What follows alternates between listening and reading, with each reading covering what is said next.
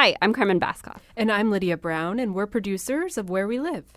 Do you appreciate the local programming and long-form conversations we bring to you on shows like Where We Live? Well, now's your chance to support it. If you enjoy what you hear, consider making a pledge of support today. Go online to wnpr.org/donate. That's wnpr.org/donate. And thanks. This is Where We Live. I'm Lucy Nalpathanchel. There are many activities that are focused on the outdoors, and often they're male-dominated, like hunting. Coming up, we'll talk with Dawn Freeland about her organization called Women Hunt, Fish, Camp 2. Are you one of them? Do you encourage your daughter as well as your son to hunt or fish? We want to hear from you coming up. Now, I grew up in western Pennsylvania, where hunting is fairly common among adults and young people. It's so common in my home state that school districts in PA allocate the Monday after Thanksgiving as a vacation day to coincide with the start of deer hunting season by firearm. And growing up these days, we called these days off doe days. Hunting's not something many Americans still do today. According to a 2006 U.S. Fish and Wildlife Service survey, only 5% of Americans consider themselves hunters today. Some argue that we no longer need to hunt with every kind of food available at the grocery store. Others think it's inhumane. Where do you stand on hunting? You can find us on Facebook and Twitter at Where We Live. Coming up, we're going to talk about how hunting encourages conservation, and we're going to talk to a local Connecticut man about why he started to hunt. First, the act of hunting is an activity tied to human existence, and it's played an important role in shaping American culture and history. For more, joining us by phone is Philip Dre. He's a historian and author of several books, including The Fair Chase, the epic story of hunting in America. Philip, welcome to the show. Thank you. Thank you for having me. We know when we think about hunting, we think about the contributions that Native Americans played, how early European settlers learned to hunt, and this history of hunting in America. When we read your book, Philip, we learn about sport hunting and this idea of the so-called fair chase idea. Can you explain that for us? Sure. You had, as you mentioned, of course, in addition to Native American hunting, there was, of course, the early settlers in America who hunted for subsistence. But beginning around the 1830s, 1840s, you began to see the appearance of what they called gentleman hunters, basically men who wanted to get away from the kind of the sort of urbanizing America, and they wanted to get back into the woods, sort of challenge one another. So there was very much that kind of a manhood issue to begin with. And this was picked up by the appearance of some of the early sports periodicals in America, which mostly were published in New York City, oddly enough, which kind of championed this idea of gentlemanly sport, heading off into the woods with one's shotgun and a picnic basket, this kind of thing. You talk about particular figures that have been pivotal when we think about how hunting evolved in America. One of them was Henry William Herbert. Tell us about him. Henry William Herbert was an interesting man. He was an Englishman. He was someone who'd sort of been exiled to America by his family for some sort of misbehavior that has never been clearly defined. But what he wound up doing is he had a background in field sports, and when he arrived in America, he realized that his talent as a writer could be put to use writing about what he called woodland sketches. In other words, stories about sport hunting. He changed his name to Frank Forrester, which became his pen name, and he became a kind of legend. He began writing popular stories about hunting in what was for him the wilderness, but like what we would call New Jersey or, for instance. Philip, your phone is cutting in and out, so hopefully we can, if you could just restart and tell us again about Henry William Herbert, who changed his name to Frank Forrester. Yes, that was his pen name, and he became known. He basically established the idea of the hunting story as a kind of gripping narrative that proved very popular in magazines. It kind of set the table for that, basically, going forward. Did he have the opinion that American men at the time were soft and that they needed to be reconnected to the outdoors? Yes, exactly. That was one of Frank Forrester's firm beliefs, that American men were allowing themselves to go soft, that they'd lost the connection to the great outdoors, and that he thought the British example would be good for them, basically, that they needed to embrace or confront nature. And what better way to do this?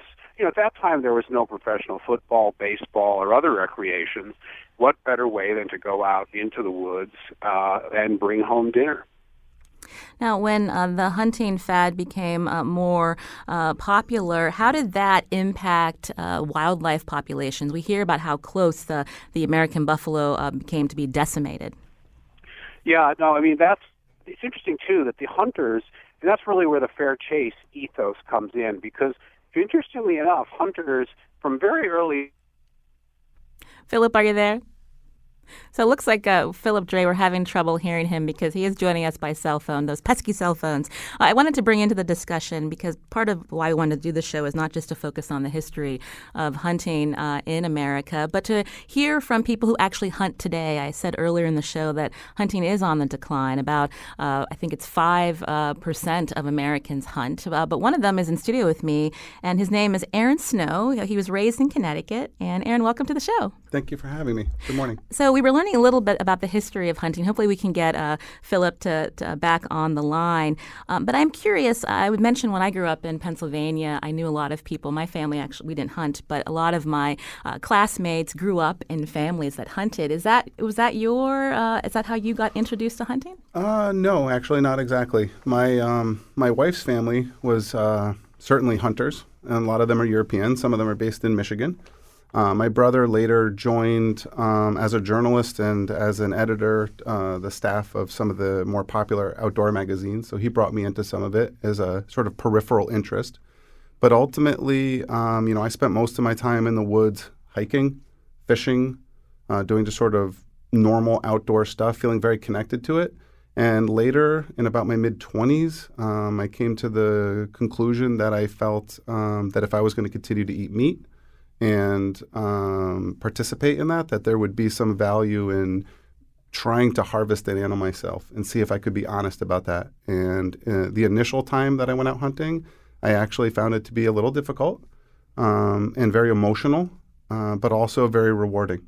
So to be able to sit there quietly as part of the environment and participate in what I ultimately see myself as a larger ecosystem. And I can sort of resonate with the caller that was just on, the guest, in the sense that it didn't feel soft, but I felt disconnected. And that's more how I would characterize my interest initially in hunting. I think Philip Dre is back with us. Philip, can you hear me? Yes, I can. Sorry about that. That's okay. So we were talking about earlier about how when hunting became popular, how it had an impact on wildlife, and then how it eventually led to conservation efforts. Yeah, I think the idea that hunters were the first ones to see. We can't seem to keep Phil on the line with that cell phone. Philip, we're going to try one more time. Can you hear me? Yes. Okay. Can you hear me now? Yes, your cell phone keeps cutting out, but let's go ahead and hear what you have to say. I was going to say, as various species, whether passenger pigeons, buffalo, whatever, began to diminish, it was the hunters who were in the position to notice it at first, and they were the first ones to really kind of call attention to it. And basically that ethos of species protection on their part is what led ultimately to the conservation movement. And those were the pioneers, Teddy Roosevelt, George Grinnell, William Hornaday, the people who formed what they called the Boone and Crockett Club to protect wildlife.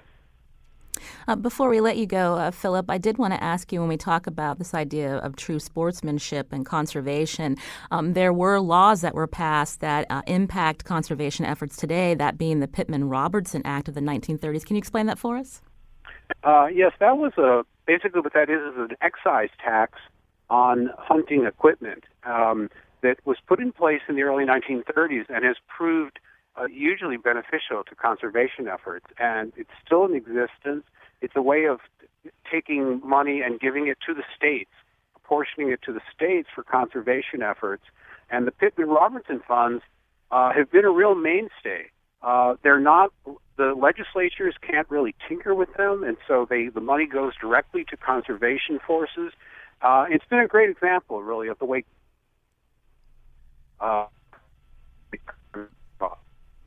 Well, Philip Dragan is a historian and author of several books, including The Fair Chase, the epic story of hunting in America. Philip, we hope to have you in studio next time so we can talk about this really fascinating book. And I'm sorry that the phone connection isn't working for us today. That's okay. Thanks so much, Lucy.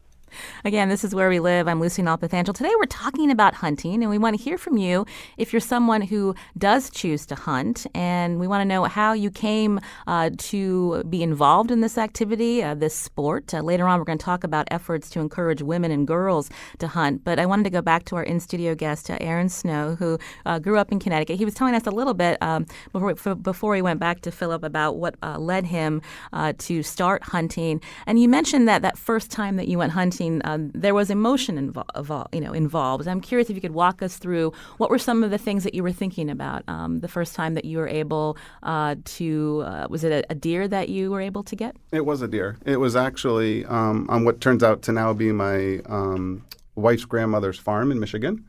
And it was actually, her name is Jeannie Davis. She's a wonderful woman. She's an avid hunter herself. It was a doe. And often the deer we take are doe. There's not a lot of difference to us because our main objective is to get the meat and actually have it be part of our diet. I suppose it's always emotional. I'll be honest with you about that. And the first time, I think it's just you understand you are taking an animal's life. You're not doing something lightly. And quite literally, the first time I tried to pull the trigger, my hand did not respond. There was a hesitation there. And I sort of revisited why I was there. I know I'm a meat eater. I don't have an ethical conflict about being a meat eater. So I said to myself, well, what does it mean that I can't actually do this when I know people do this on my behalf all the time? I sort of recomposed myself. I took a very ethical shot. The deer went down immediately. I did what I was supposed to do for the most part, which is to sit still and give the animal time to relax. You don't want to stress it. You don't want to run up on it. And then after some period of time, when it was clear that the animal was in fact down, I approached her and I just got misty-eyed and sort of thought, this is a beautiful animal. This animal had a wonderful life. And, I very directly contributed to its death. I, in fact, shot and killed this deer. And then about 30 seconds later, I felt very comfortable with it. It's hard to explain how quickly the transition happened. It was my very first hunting experience, certainly my first deer. Ran back up to the house. Jeannie came out. She helped me get the deer to a proper place. She fielded it, dressed it for me, taught me about it. And that was the first experience. We were talking about hunting culture. Again, we're going to have a guest coming up who lives in the state of Michigan. I was talking about hunting culture just a little bit in Pennsylvania. What's the hunting culture here in Connecticut? Who are the people that hunt? Who are the people that you encounter in this sport? Everyone. I mean, not everyone in terms of the population, but the cross-section. My accountant hunts. A guy who I know very well, who's a great friend of mine, who I traveled to Nepal with in high school, is an avid hunter. He and I have many friends who are hunters and many who are not. The people who choose to hunt, ultimately I think are people who have been exposed to it at some point by somebody else, or for some reason they're sort of like, I want to get back to nature effort, and they'll go and they'll engage in the sport that way. But you'd really be surprised who is and who is not a hunter. There's no real clear definition of who that person is. There's obviously the stereotypes, but most of the ones that I know, and certainly the people I interact with, and I should say very carefully, all of the hunters I know are very ethical. They're very concerned for the environment. They're very thoughtful and safe about what they're doing. Maybe a small handful of them are kind of trophy-driven. Mm-hmm. It's easy to be enthusiastic about a big, mature animal because they're beautiful. And there's what we call buck fever. Your temperature comes up, your blood races, your heart pounds, and you sort of have to get yourself under control. But for me personally, I feel that with any animal.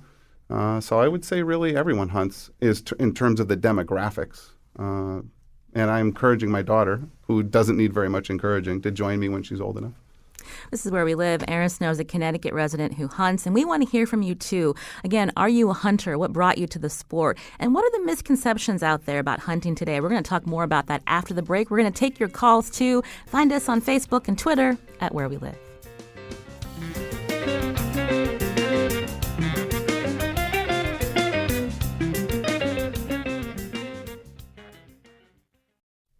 This is Where We Live. I'm Lucy Nalpathanchel. When there are conversations about guns in America, often the discussion centers on firearms being used in mass shootings or in suicides. Yet guns are used in activities like hunting. It's a sport 11 million Americans participate in today. That's according to our previous guest, author and historian Philip Dre. He wrote the book The Fair Chase, The Epic Story of Hunting in America. We hope to have him back on the air to talk about his book. But first, did you grow up hunting? What is it about the sport that drew you to it? Find us on Facebook and Twitter at Where We Live. Aaron Snow's with me. He grew up in Connecticut. He is a hunter, and I wanted to take some calls. Nick's calling from Branford. Nick, go ahead. Hi. I've actually been hunting ever since I was a little kid. My dad grew up out in Maine, so I've been hunting since I was probably about 5 or 6 years old. I'm about 26 now. And my wife also hunts too. I always like hunting just because of the fact that sometimes when you go to the grocery store, you don't know where your meat's coming from and stuff like that. So whenever I hunt, I feel more of like a personal connection, that something that I worked hard for was able to provide me and food for my wife and kids. Now, Nick, you mentioned you grew up in Maine. I think of Maine as a big hunting state. What is the hunting culture that you've encountered here in Connecticut? So it's more like I pretty much hunt everything: squirrels, turkeys, deer. So sometimes I'll hunt coyotes. Mm-hmm. If somebody's having like a problem with their dogs being harassed and stuff like that, sometimes I'll go and help them out.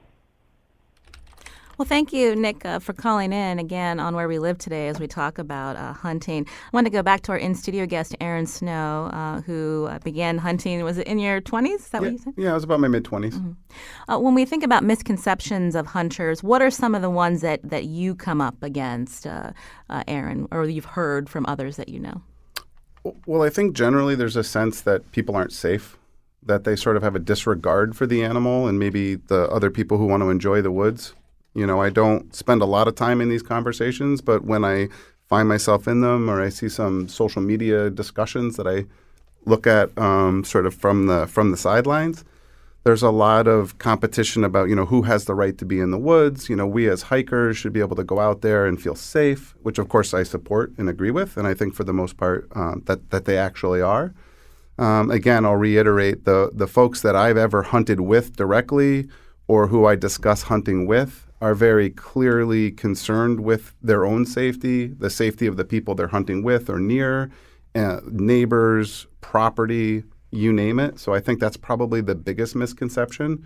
A lot of that is driven by older media, Disney movies, Yogi Bear cartoons. The hunter's usually a buffoon who's just sort of randomly shooting, and you're hearing ricochets and kind of not a very, I would say, accurate or fair depiction of what how a hunter really behaves in the woods.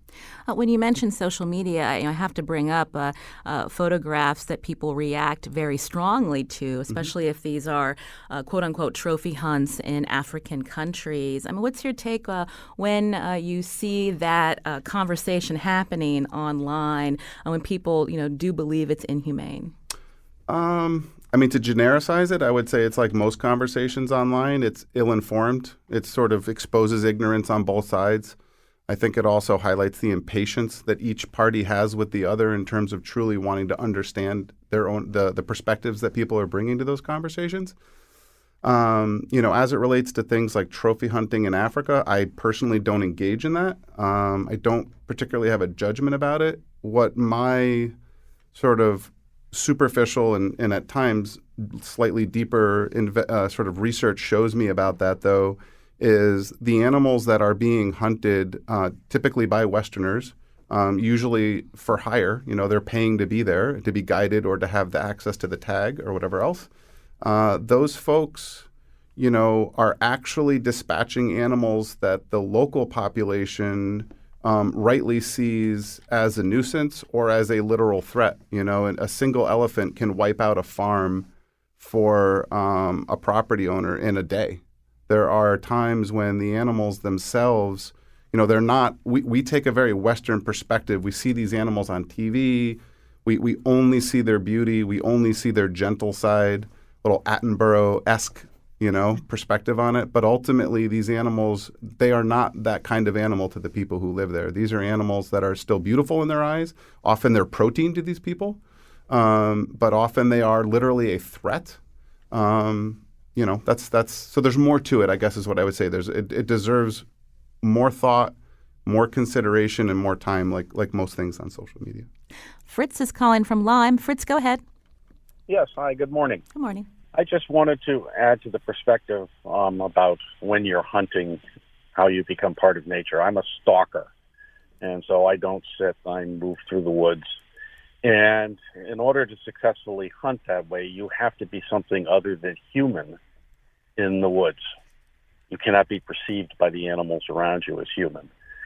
And when you do that, you see more life in the woods than you do, I think, at any other time or moving in any other way. As your guest there says, almost everybody I know who hunts for meat for their family or themselves.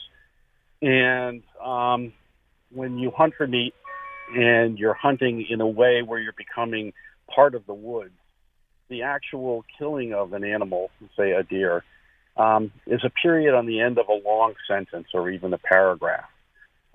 It is not the reason why you go out in and of itself.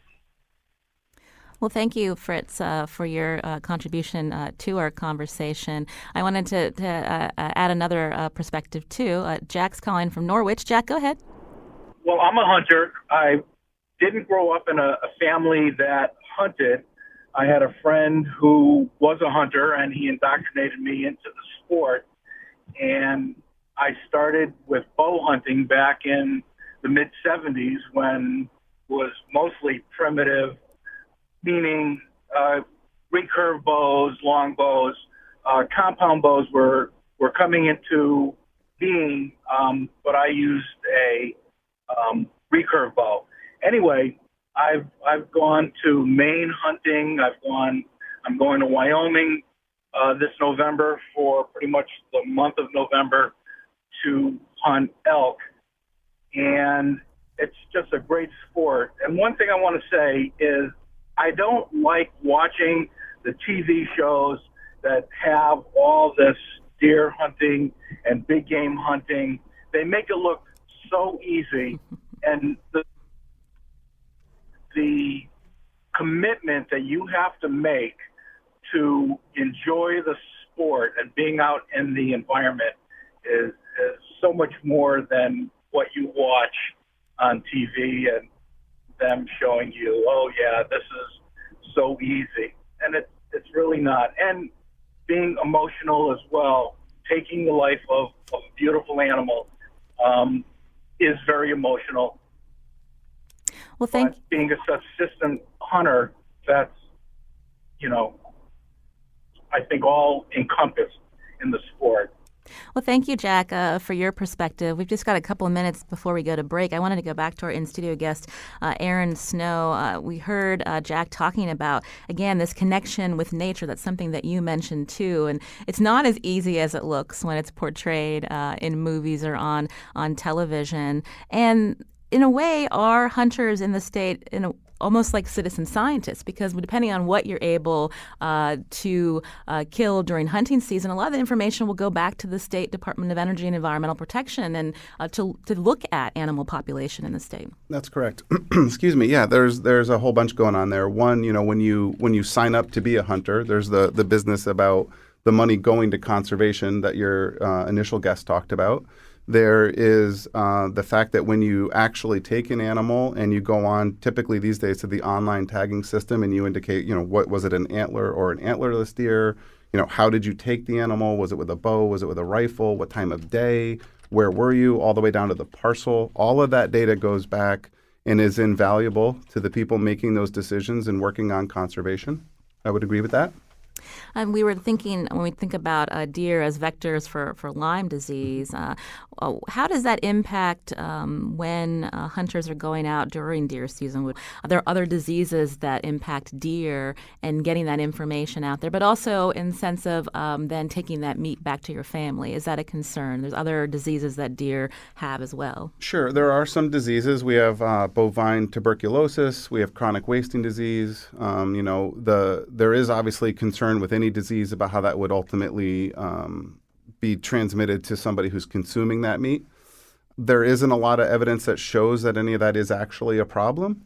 And again, the hunting of those animals participates in understanding and ultimately curbing those diseases. So in a particular hunting season in Michigan, it was, our responsibility to bring the deer to Department of Natural Resource Officer and have them test for some of those illnesses to help track it and ultimately, I think, contain it.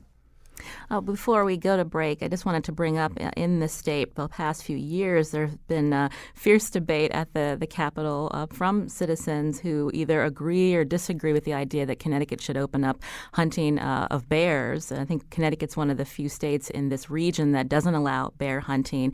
The flip side of that is people will say that it's not going to necessarily impact the population, but maybe we should be changing human behavior. So if you don't want these deer or bears in your backyard, I should say, don't have the bird feeders up year round. Don't make it easy for a bear to think that your home is a food source for them. Sure. Yeah. No, there's a lot of, again, I ultimately feel like it comes back to a disconnect. People often mistake themselves as looking down on an ecosystem. And a lot of technology, a lot of the fact that food is just available, pretty much whatever you want, helps reinforce the idea that we live separately from this world. You could make the same argument with climate change. There's a lot of people who want to turn a blind eye to their behaviors, whether it's clear-cutting land, overdeveloping property, like you said, leaving food out that actually attracts animals. Ultimately, because we are part of an ecosystem, I think it makes sense to participate in it. We are top predators. That's true. If bear, for whatever reason, ends up being an animal that ought to be hunted, I think it should be looked at objectively and analytically. Aaron Snow is a Connecticut resident who hunts. Today we're focusing in on hunting. This is Where We Live. I'm Lucy Nalpathanchel. Coming up, we're going to talk about efforts to encourage women to take up hunting. It's a male-dominated sport. But first, it's Connecticut Public Radio's fundraising campaign. We cover a lot of different topics here on Where We Live. If you appreciate this program and Connecticut Public Radio, here's the number to call with your pledge of support.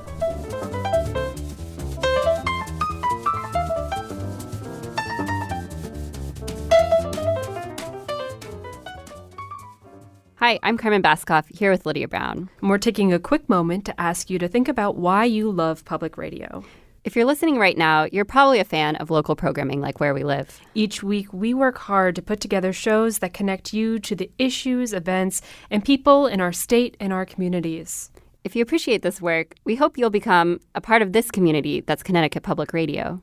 You can make a pledge of support by going online to wnpr.org/donate. That's wnpr.org/donate. Thank you very much. And now back to Where We Live.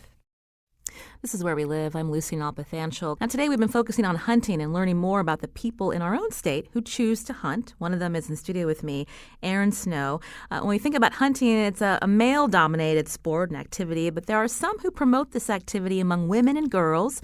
My next guest is one of them. Dawn Freeland is based in Michigan. She's owner and operator of Women Hunt, Fish, and Camp too. Dawn, welcome to our show. Hi, thank you for having me. I just wanted to read a tweet we got from Mim, I believe, who writes, "Women hunt in Connecticut, too.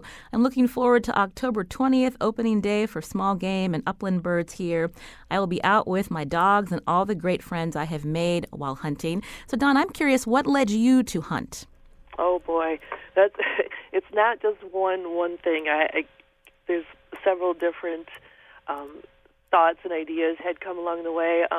Part of it is because of my dad. He loved hunting. He was always going out in the fall. He passed away when I was just 11, so I didn't get much more from that after that age. And then my husband, he was an extremely avid hunter, and just having that around in our home and being out in the field and watching him and being part of that with him encouraged me. And then there has to be something within you. There has to be something that you want to do. This is something that you want to do as well. So I say it's a third of my dad, a third of my husband, and a third of me. If you mix it all together, that's how it came about. Now, Dawn, what kind of prejudices or stereotypes have you come up against as you began hunting? Well, some of the prejudices and the attitudes have been the hardest to overcome. Some of the difficulties have been working with the gun store owners, property owners, some of the good old boys club. But I believe that I have used my love of the sport to sustain my drive and become a successful hunter. And in doing so, I'm now encouraging other women to do that as well. The women that you're encouraging to hunt in Michigan, what kind of backgrounds do they have? Oh, they come from all different sorts.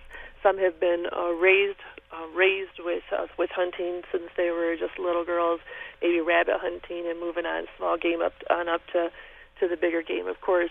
And then I have some that are just starting out, maybe middle-aged, they're just starting out. They love the idea of self-sustaining, taking care of themselves, being able to supply some good, healthy food for the family. Earlier, I was speaking to my in-studio guest who's in Connecticut, Erin Snow, who's a hunter, and we talked a little bit about the misconceptions or stereotypes around hunting. But what do women hunters face from people who may not agree with hunting? Are they unfairly targeted when they're compared to their male counterparts? Absolutely. I truly believe that female hunters are targeted more against anti-hunters, that for whatever reason, I'm not sure why, but they tend to go after them, especially in social media where we have a lot of these keyboard courage soldiers coming out there fighting the good fight. I think they're going to change all our minds and change the way we live. Of course, it doesn't work. But a lot of it is targeted towards women. They do not get as many at men. You do, but not as many.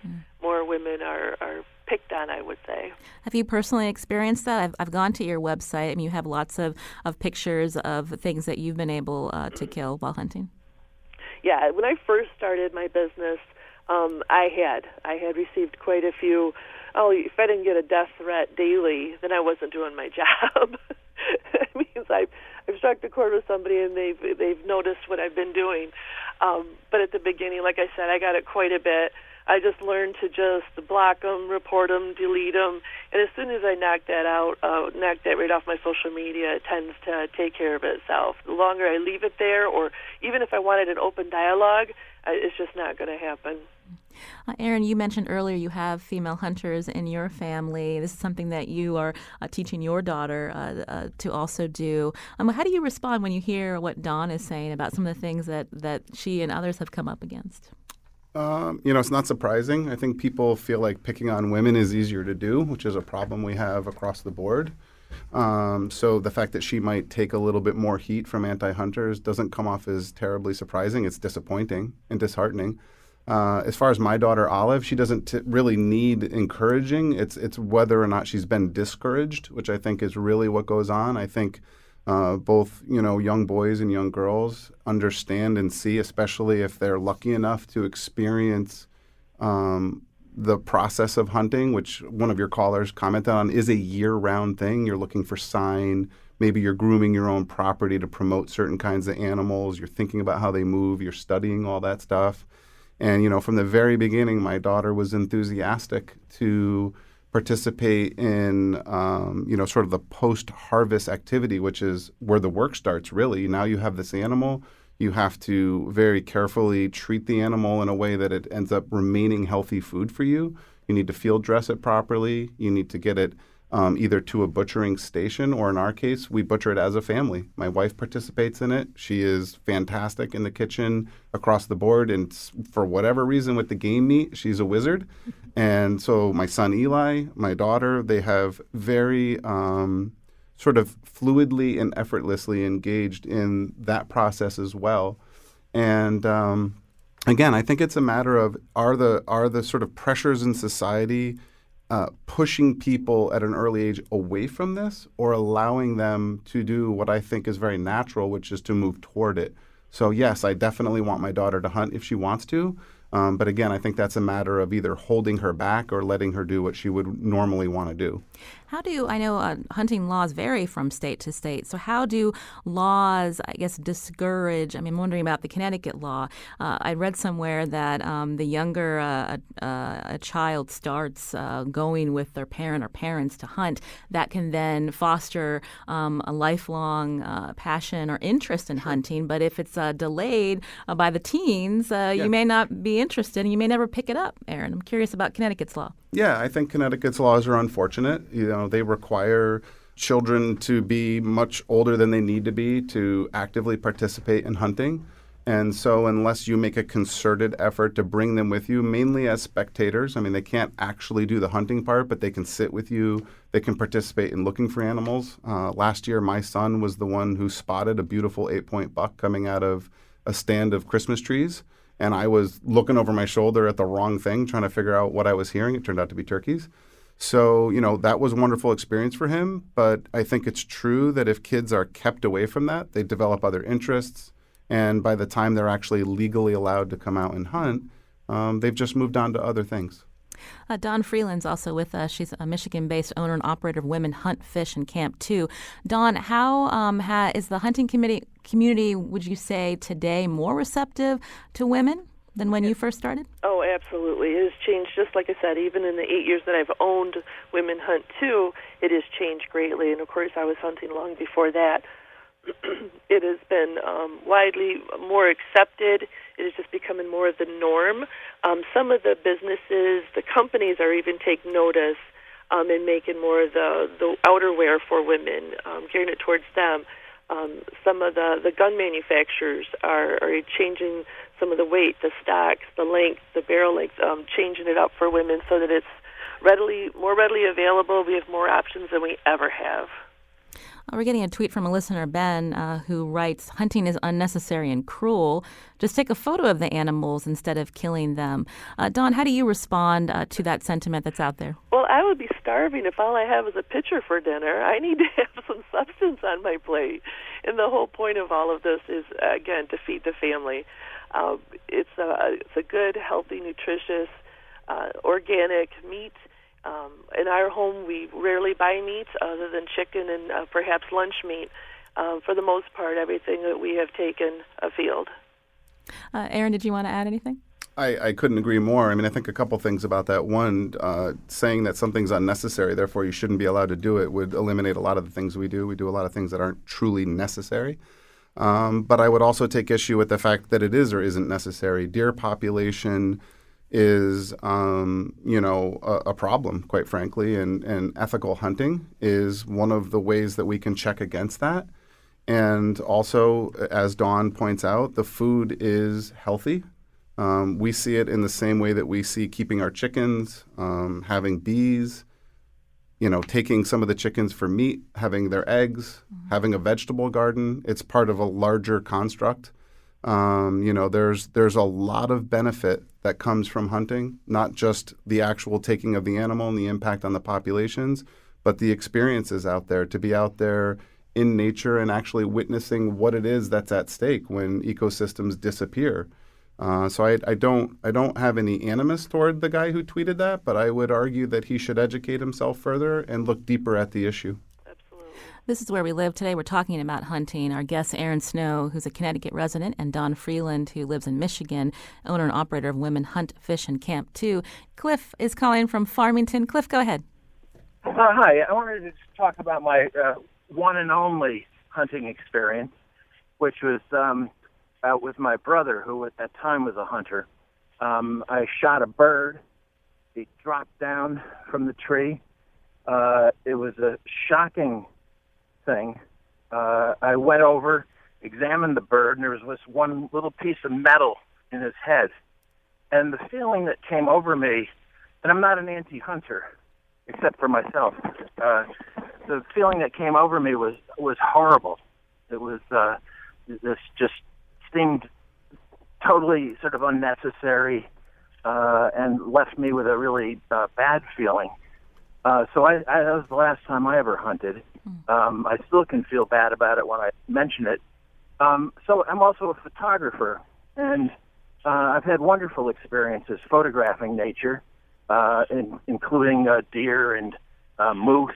I remember one time, being in the woods, falling asleep against a tree, opening my eyes, and a deer came within about 5 feet of me. We both were a little surprised. It was one of the most treasured memories I have. It was really wonderful. So, well, thank you. Oh, I'm sorry, Cliff. I'm going to have to cut you off because we've just got a couple of minutes, but I do appreciate you calling from Farmington. Before we run out of time, I did want to ask both of our guests, I've mentioned a couple of times now, based on surveys from the U.S. Fish and Wildlife Service, hunting is on the decline. 5% of Americans are hunting today. When we learn about how conservation funds are tied to this activity, when equipment and firearms are bought and the taxes that are collected for conservation, is that a concern for you, Aaron, when you think about hunting on the decline and where these dollars will come from for conservation in our country? Absolutely. Especially in the current environment. There's not a lot of money going toward, or even a lot of concern going toward preserving the environment. And it's also important to note that those taxes are on handguns, they're on ammunition, they're on archery equipment. So even the peripheral shooting sports that aren't directly tied to hunting are actually supporting the conservation efforts. And it's if you read carefully on the act, the number of licensed hunters actually is one of the key drivers to how much of the money goes to your state. So if Connecticut's declining, we're getting fewer dollars to actually manage our habitat and conserve the land that people care so much about. Don, before we go, again, your organization works to encourage women and girls to hunt. For parents of daughters or young girls who may be listening, advice for them on where to begin? Absolutely. First and foremost is you need to take a hunter safety class. Talk about safety in all regards, being out in the field. There's also a lot of groups that they can join, so they'll feel more safe. They'll feel more comfortable out there. And then encourage them without being pushy. There's a fine line there. And, of course, number 3 is be patient. No matter what, you need to be patient. This doesn't come natural to a lot of people, and it really helps if you just take the time and just explain things. And sometimes you have to do it 2 or 3 times for them to understand and grasp the knowledge. Well, Don Freeland, again, we appreciate you joining us for just a little bit of your day. And again, we're going to tweet out information about your organization at Where We Live. Don Freeland, thanks again. Thank you so much. Have a good day. Also, I want to thank Aaron Snow for making the drive up to Hartford to come in and talk about his perspective as a local hunter. Thanks, Aaron. Thanks for having me. This is Where We Live. I'm Lucy Nalpathanchel. Today's show produced by senior producer Lydia Brown and Carmen Baskoff. Our technical producer is Kyan Wolf. Check out WNPR.org/wherewelive for more about the show. I'm Lucy Nalpathanchel. Thanks for listening.